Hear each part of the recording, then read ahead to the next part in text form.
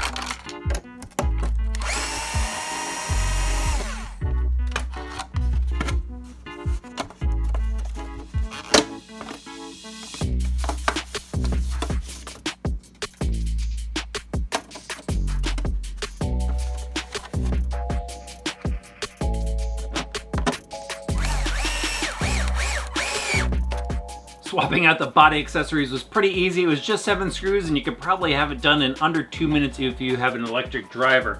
Next up, we're going to move on to the wheelie bar, and this is really easy to swap out as well. There's only 3 screws that you have to remove and then you'll be able to pop out the wheelie bar. I'll jump onto that right now. I think this thing is gonna look really good on this truck.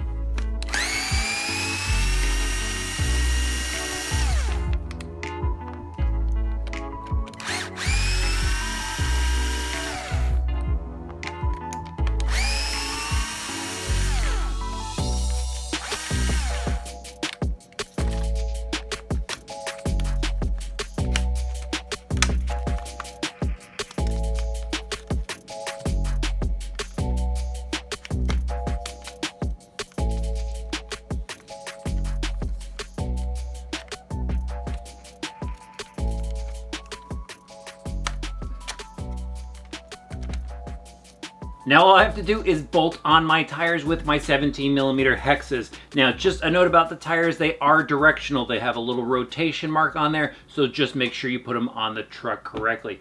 The only other thing that they have available for this truck that I really haven't covered in this series is the lighting kit, and my kit was one of the early kits that came with it as a promotion, but if your kit doesn't have that, they do offer LED lights for your truck if you want them. Alright, I'm going to go bolt these on and we're going to go outside and finally drive this truck. I'm going to run it on 4S, just go have a lot of fun with it.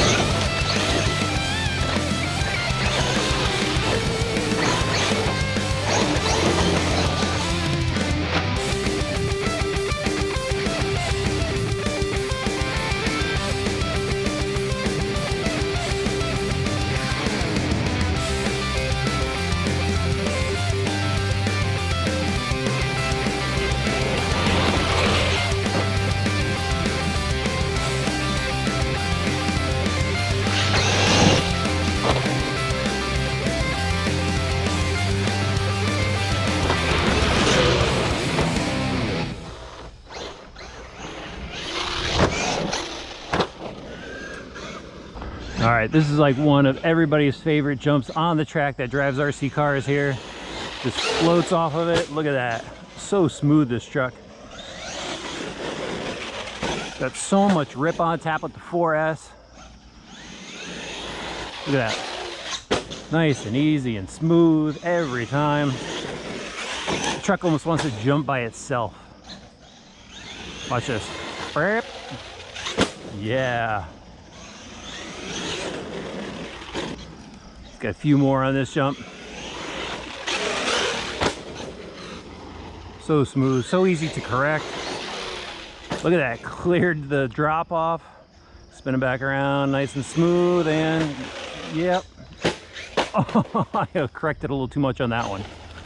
That's in dust, I'm gonna go get it. Always fix your divots if you're driving on a BMX track. Just be kind to the environment you're in.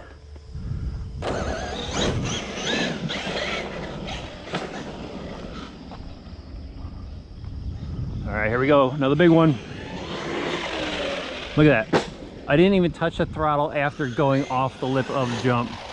Just soared on its own. This truck is so simple to drive for a high-powered truck. If you got a little experience, that's all you need. Look at that. See how smooth it was? Just a tiny bit of correction, just so it lands flat. That's the key. Land flat. Try not to land on the throttle if possible. That's when drivetrain components blow up, when you're on the throttle when you land. I like jumping off of berms. I had a guy in the comments once tell me like a berm is not a jump. If you hit it right, it is. You can turn it whatever you want into a jump. When you're driving your RC stuff, what you have available to you is all you need to try. You could do anything anywhere. All right, spin it back around. One more off of this thing. Look at that air. Oh, and landed it. All right. See if we go up this way. Oh, thing is a beast. Did you see all that power right there? That flat landing. That was pretty cool. I like this spot right here too. This is pretty cool. It's kind of nice roller jumps here off the starting hill of the BMX track. Look at that. Oh, I gotta fix that divot. Ooh, a little rough. This thing will take it. I think the battery's starting to soften just a bit. I could kind of feel it. Lack of punch.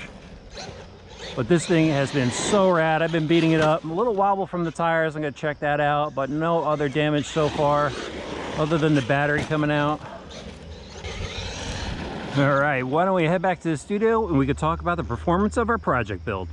I love driving this truck, and I just had a great time with it at the BMX track, and that oil change I made to the shocks made a huge difference. Now, we put a lot of parts on this truck, and a lot of them were just kind of to change up the style of it, but there were a few mods here that I think are really worthy, and let me just start going over some of the things that happened over there at the BMX track. So I just went out, did a lot of jumps with it, and a lot of flat landings, and a lot of smooth landings as well on some of the backside of the jumps, and overall, it just handled really, really well. I really enjoyed it, and a lot of people have been telling me you're going to like it a lot more once you put the Wide Max kit on there, but you know what, since I don't know what the Wide Max kit is like, I still really like it with the stock width. I think it does really well, and you know, with the TSM in there, it definitely helped out with some of the corrections and stuff. But on to, you know, some of the parts that we put on, so like the suspension arms, you know, a lot of the tumbles and stuff, you know, didn't seem to phase the arms. There's no stress marks anywhere on the arms or anything like that.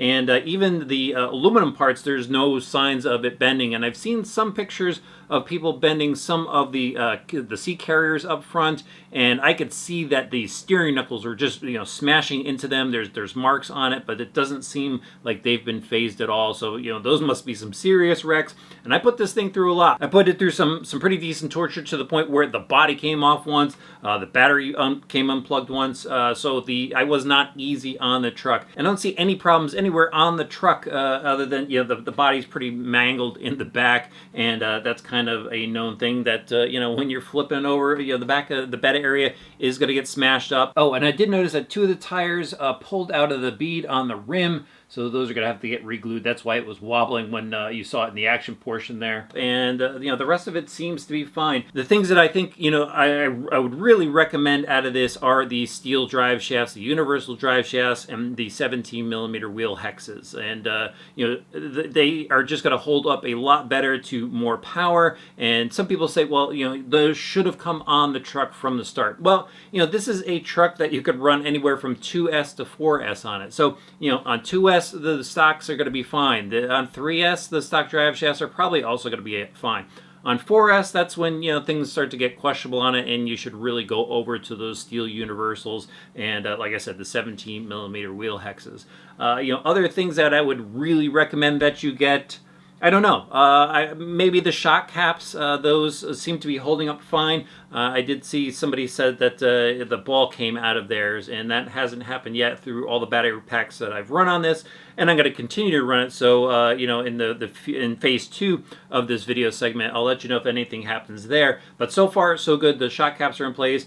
The steel gear that I put in there, you got the cush drive in there, so that's going to go and absorb some of the shock to the transmission, which will allow you to use the steel gear, spur gear in there, and just dropping it in. I didn't have to consider the gear mesh at all. It all just fit together perfectly, no worries there. And yeah, maybe the aluminum carriers in the back, the steering knuckles and stuff, if you're really thrashing hard, those are some good options to throw in there. The steering servo was swapped out. We did do that, and I did like the holding power of that 400 servo that Traxxas offers. It seems to work out pretty well. We are going to change that up, but before I get into that, let me just wrap this up here. This is a great truck. It's been a fun project. It's cool that you're just able to customize this particular truck in so many different ways, from colors to the durability parts. Traxxas, they have the whole package here, and they have, everything that is going to support this truck, which is just very, very cool. All right, and now just to clue you in on what's happening next, we are going to go on to a phase 2 of this. And that's when I'm going to go and install the Wide Max arms on there, and I have the steel universal kit for it. We're actually going to go and swap out the servo as well with another optional servo that Traxxas has to offer that will fit in this truck. And I'm also trying to get the new Sledgehammer tires. They're out of stock right now. So once I get those, that's when I'm going to move on to phase 2 of this video series. And I can't tell you when that is because I'm not exactly sure. But if you want to see it, hit that subscribe button and the notifications bell. Throw this video a like, and we'll see you back soon when we revisit Project Traxxas Maxx.